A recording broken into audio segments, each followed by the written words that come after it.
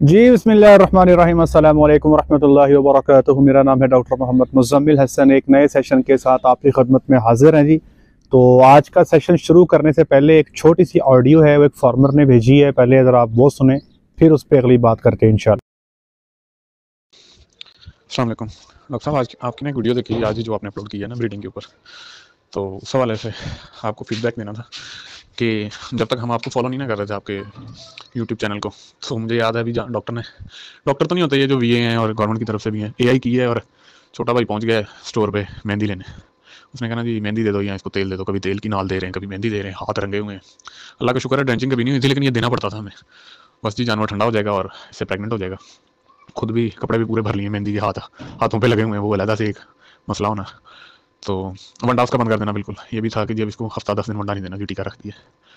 तो वो बेचारी ने, अब उसकी रूटीन नहीं, उसको वंडा मिलना है, वो देख रही है सबको वंडा डर रहा है, उससे नहीं डर रहा। और मुझे ये भी याद है हमारे जानवर एक साल हीट में नहीं आ रहे होते थे। जितना मुझे फ़ायदा आपकी प्रोटोकॉल की वीडियो से हुआ है ना, अल्लाह का शुक्र है 10-12 जानवरों को अभी तक मैंने लगाया, और जितने को लगाया वो हीट में लाजमी आए। ऐसा नहीं हुआ कि वो हीट में ना आए हुए। ठहरना कंसेप्शन भी अच्छा है, लेकिन मतलब वो तो बात का मसला है। मुझे याद है हमारे पास पहले ये गाय थी, तो 1 साल गुजर गया वो हीट में नहीं आई। और ज़्यादा से ज़्यादा हमें ये पता था वो साइक्लोमेट लगा दो, नहीं तो 11वें दिन फिर लगा दो। उसमें भी जो यहाँ पे हमारे हैं उनका एक्सपीरियंस तो बहुत है, 30 साल से गवर्नमेंट एम्प्लॉय, अब तो रिटायर होने वाले जो ये इंसेमिनेट करते हैं। उन्होंने कहा जी जो साइक्लोमेट लगाता है ना, वो जानवर फिर बोलता ही रहता है, हम नहीं डरते, वो भी नहीं लगाना। हालांकि मैं वैसे, मेरा एक दोस्त था वो भी डॉक्टर है डीवीएम, वो उससे मैंने उस तब बात की 2-3 साल पहले, यार ऐसा होता है कि अगर हम लगा दें वो बार बार रिपीट होता है। उसने कहा ऐसा तो नहीं है, लेकिन फिर भी डरना जी कि इन्होंने कहा है और हमने तो इन्हीं से डील करना होता था। और मुझे याद है हमारे फार्म 5 साल पहले 1-2 जानवर शुरू किया था, तो शुरू में जानवर 2-2 साल बाद बच्चा दे रहे हैं, और हम इसमें बड़े खुश हैं। ये जानवर जो है ना, इसको हमने अभी भी ड्राई किया है, 2 साल हो गए। लेकिन मुझे 1.5-2 साल से आपका चैनल फॉलो कर रहा हूँ, और अब अल्हम्दुलिल्लाह कुछ जानवरों ने 12-12 माह में बच्चा दिए। इससे पहले भी दिए, अभी 6 जनवरी को एक आया बच्चा, नहीं 7 जनवरी वो, नहीं उसने पिछले साल 6 को बच्चा दिया था, इस साल 7 को। और नॉर्मल है, यानी 12 माह 13 माह 14 माह में बच्चे आ रहे हैं अब, जो कि पहले हमें 2-2 साल तक आना पड़ते थे। और वंडा वगैरह भी यानी पहले तो बंद करना पड़ता था जब इंसेमिनेट करते थे। तो फीडबैक था ये कि आपका इन चीज़ों में बड़ा शुक्रिया कि आपने हमें। हाँ, ये मैं सोचता हूँ ये शायद वो इसलिए कहते हैं कि जो लोग खाली टुकड़े डाल रहे हैं, बाजारी वंडा डाल रहे हैं, हो सकता है उसमें टॉक्सिन होता हो, और जब हम नहीं डालते इंसेमिनेट के बाद तो कुछ ना कुछ इन्हेंस हो जाती हो उनकी कंसेप्शन, तो इसलिए वो बंद करवाते हो। मुझे अभी याद है, अभी भी हम मतलब हमारे पास प्रॉपर डॉक्टर तो नहीं है, 12-13 जानवर हैं, इन्हीं को बुलाना पड़ता है। तो ये लोग यही कहते हैं इसको वंडा नहीं डालना, हम कहते हैं ठीक है जी, लेकिन हम तो डालते हैं। तो वो होता यही होगा कि वो टॉक्सिन नहीं जाता, तो कुछ ना कुछ रिजल्ट बेहतर होता होगा जो लोग ये खाली टुकड़े बंद करते होंगे। और तेल का मेरे ख्याल से ऐसा ये हो सकता है, चूंकि हमारे आमतौर पे जानवरों को डाइट ही प्रॉपर नहीं मिल रही, तो वो जब इसी बहाने उसको तेल चला जाता है अंदर भर के, एक नाल को पाइया तेल तो होगा नाल में, तो उसको कुछ ना कुछ एनर्जी मिल जाती हो, शायद उससे कंसेप्शन बेहतर हो जाती हो, जो कि रिस्की भी है, ड्रेंचिंग हो जाती है। लेकिन मैं कह रहा हूँ शायद इसलिए उनको रिजल्ट मिलते हो, तो वो लोग ये कहते हो कि यार तेल की नाल दे देना इसको बाद में। वो हीट का तो कोई चक्कर नहीं होगा, लेकिन उसकी एनर्जी लेवल कुछ बेहतर हो जाती होगी। जी, आपने ऑडियो सुनी। सबसे पहले तो बड़ी खुशी की बात है कि हमें सबसे इम्पोर्टेंट चीज़ ये होती है कि आप जब यूट्यूब पे सेशंस बनाते हो, तो प्रैक्टिकली जब तक लोग करते नहीं हैं तब तक आपको डेफिनेटली उसकी समझ भी नहीं आती। हम जब नए नए डेयरी फार्मिंग में आए थे तो बहुत सारी चीज़ें ऐसी थी जो हम लोगों को समझाया करते थे, लोग हमारी बात मानते नहीं थे, उनको फिर करके दिखाना पड़ता था, फिर कहीं जाके वो चीज़ों पे आमादा होते थे। बहुत सारी मिसकंसेप्शन थी, जैसे इन्होंने बताया कि वंडा नहीं डालना और इस तरह मेहंदी दे देनी, तेल दे देना। इसके हवाले से बहुत सारी मिथ्स पाई जाती हैं, जो मैंने कोशिश की अपने चैनल के थ्रू, और फिर प्रोटोकॉल्स बताए। ये प्रोटोकॉल जनाब जो आप लोग देखते हैं यूट्यूब पे, जिसमें आपको मैंने डबल ऑप्सिक भी बताया, G6G भी बताया, आपने जिसने नहीं देखा ये प्रोटोकॉल्स मैं नीचे डिस्क्रिप्शन में लिंक दे दूंगा, आप जाके देख लीजिएगा। तो खुशी इस चीज़ की है कि अगर किसी फार्मर का फ़ायदा हुआ जहाँ पे 2-2 साल में बच्चे आ रहे थे, तो वहाँ पे अगर बच्चे 13 से 14 माह में आ रहे हैं, तो डेफिनेटली आपकी फार्म की इकोनॉमिक्स बहुत बेहतर हो जाती है। अच्छा, इन्होंने कुछ बातें की हैं, उसके हवाले से भी मैं आपको तज़किरा करना चाहूँगा। देखिए, हमारे यहाँ जो फील्ड प्रैक्टिस है वो एक मुख्तलिफ चीज़ है, और जो हम कमर्शियल सेटअप्स पे काम करते हैं वहाँ पे चीज़ें थोड़ी सी मुख्तलिफ होती हैं। हमारे यहाँ पे जो दूध की क्वालिटी है वो किसी भी तरह जो आपका जो फील्ड के अंदर जो दूध पैदा होता है उससे बेहतर होता है। उसकी वजह ये है कि हमारी मजबूरी है, हमने टॉक्सिन फ्री दूध पैदा करना है। हम फीड में ऐसी आइटम्स डालते हैं जो टॉक्सिन फ्री होती हैं। अगर आप टॉक्सिन वाली चीज़ें इस्तेमाल करते हो तो वो टॉक्सिन दूध में आता है, फिर जो कंपनीज हैं वो दूध नहीं उठाती क्योंकि वो टॉक्सिन का टेस्ट लगाती हैं, और अगर टॉक्सिन आ जाए वो पैसे भी काट लेती हैं। तो यहाँ पे हत्तल इम्कान कोशिश की जाती है कि जो दूध पैदा किया जा रहा है उसमें टॉक्सिन ना हो, और उसका बेहतरीन तरीका ये है कि आप ऐसी खुराक दें जिसमें टॉक्सिन मौजूद ना हो। हम तसव्वुर भी नहीं कर सकते कि अपने जानवर को यहाँ पे बनोले की खल डाल दें, क्योंकि हमारे यहाँ पे बनोला अक्सर टॉक्सिन वाला पाया जाता है। अब सोयाबीन कैनोला की बंदिश के बायस कुछ आइटम्स ऐसी हैं जो हमें इस्तेमाल करनी पड़ रही हैं, लेकिन मजबूरी है, मजबूरी के आलम में हम कोशिश कर रहे हैं कि आगे इन चीज़ों को भी किसी न किसी और अल्टरनेट ज़राए से इनको बेहतर किया जा सके। तो वही मिसकंसेप्शंस के मेहंदी और तेल, ये तो किसी सूरत भी इसका कोई साइंटिफिक लॉजिक नहीं है। मैंने बड़ा इसको पढ़ा है, मैंने इसको बहुत स्टडी किया, मैंने देखा शायद मुझे इंटरनेट पे कोई ऐसा आर्टिकल मिल जाए जिसमें कहीं ये साबित किया हो कि मेहंदी या तेल देने से जानवर ठंडा हो जाता है। कुछ भी ऐसा अवेलेबल नहीं है। और आप यकीन करें कि जितना इंसेमिनेशन हम लोग करते हैं या जितने हमारे पास जानवर हीट में आते हैं, डेफिनेटली आपके पास नहीं आते। हमारे पास कोई 8-9 सेटअप हैं, सबके जानवर जमा कर लें को 1300-1400 जानवर बन जाते हैं, जिनको हम 1000 के करीब जानवर को हर साल प्रेग्नेंट करने की हमारा टारगेट होता है। जानवर हीट में आते हैं, कहीं एक जगह पे भी जानवर को मेहंदी और तेल नहीं दिया जाता। ये सिर्फ यहाँ पे फार्मर की सेटिस्फेक्शन है, उसको लगता है कि जानवर ठंडा हो गया, हालांकि इसका हकीकत से दूर दूर तक कोई ताल्लुक नहीं है। नंबर 2, प्रोटोकॉल लगाने के हवाले से कुछ लोग डरते हैं कि यार ये प्रोटोकॉल लगाएंगे तो हर दफ़ा जानवर को प्रोटोकॉल ही लगाना पड़ेगा। अभी ऐसा कुछ भी नहीं है। हमारे पास देखें ना, जब 100 जानवर को गबन करना है, अगर हम इंतजार में बैठ जाएं कि ये खुद हीट में आएगी तो भाई कोई आज आ गई, कोई महीने बाद आ गई, कोई 2 महीने बाद आ गई।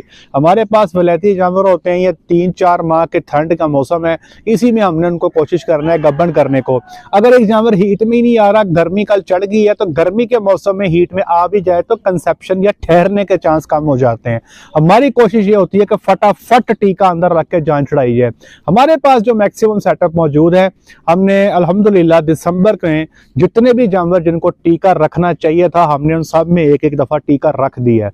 एक एक दफा रखा जा चुका है। अब जो रिपीट होते जाएंगे उनको दोबारा रखते जाएंगे, तो इस तरह से आपका टारगेट पूरा होता है।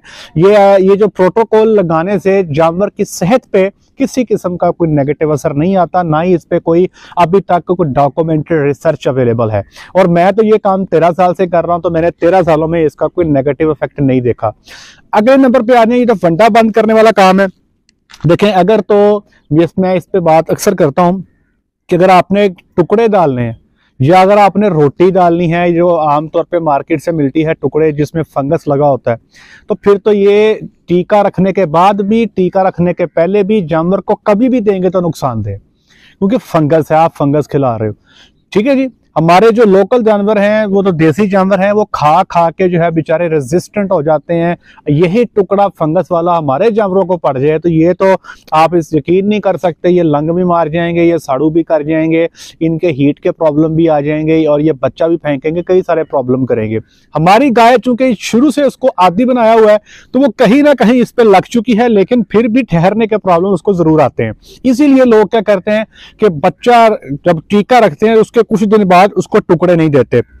इसी तरह जो बनोले की खाल है, बनोले की खाल में बजाते खुद टॉक्सिन नहीं होता, जिस तरह हम बनोले को डील करते हैं उससे टॉक्सिन आता है। आप जितने लोग कपास लगाते हो, आपको पता है कि कपास की जब चुनाई की जाती है, चुनाई के बाद जब ढेरियां लगा दी जाती हैं, तो वो जो प्रोसीजर है जितना भी है कपास को इकट्ठा करने से ले तक बनोले की खाल बनने तक, इस प्रोसीजर के अंदर हम टॉक्सिन बीच में बाहर से डाल देते हैं। सिर्फ हमारी स्टोरेज की कंडीशंस बेहतर नहीं होती, वरना दुनिया इस्तेमाल करती है बनोले की खाल को, दुनिया बनोले को भी इस्तेमाल करती है। लेकिन अगर हमारा ये प्रोसीजर ठीक हो जाए, हम यहां पे इस रास्ते को ठीक कर लें, इसमें फिर आप भी बनोले की खाल को इस्तेमाल कर सकते हो। लेकिन मसला ये ठीक नहीं है, जिसकी वजह से जानवरों के अंदर टॉक्सिन आ जाता है।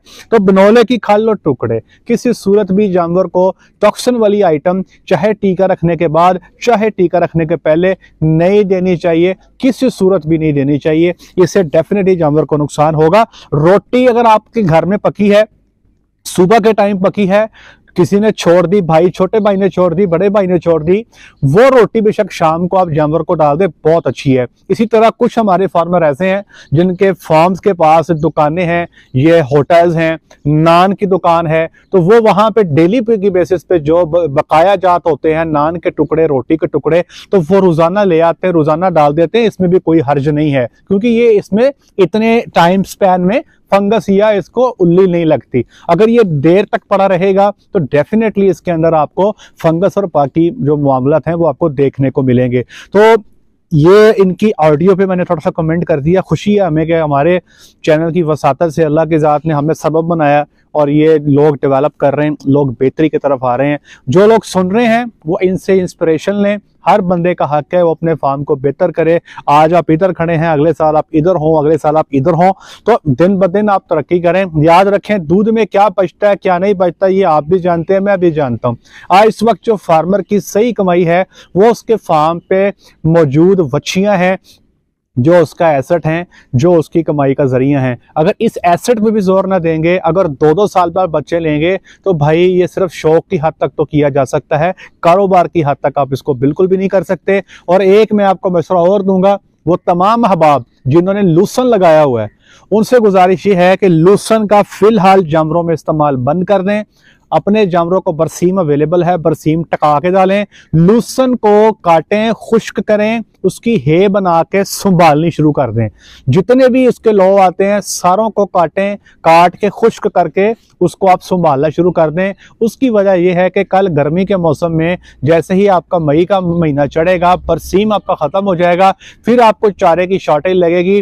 और इस वक्त आपके पास चूंकि बरसीम एक अच्छी प्रोटीन का चारा अवेलेबल है, फिर 4 महीने बाद आपको कोई इतनी प्रोटीन का चारा नहीं मिलेगा। और फीड में जो प्रोटीन की आइटम्स हैं वो बहुत महंगी हैं, तो तब ये लूसन की है इस्तेमाल कीजिएगा। ये आपको बहुत फायदा देगी, आपके अखराजात को भी कंट्रोल करेगी। तो ये टाइम है लूसन को बचाने का, क्योंकि इस वक्त 2 अच्छे प्रोटीन के चारे अवेलेबल हैं। आपको लूसन भी अवेलेबल है, आपको बरसीम भी अवेलेबल है। बरसीम को खिलाते जाओ, लूसन की है बनाते जाओ, और कोशिश करें कि गर्मी के आने वाले जो 5-6 महीने हैं, मई से लेके एंड सितंबर तक, आप इस लूसन की है को इस्तेमाल करें।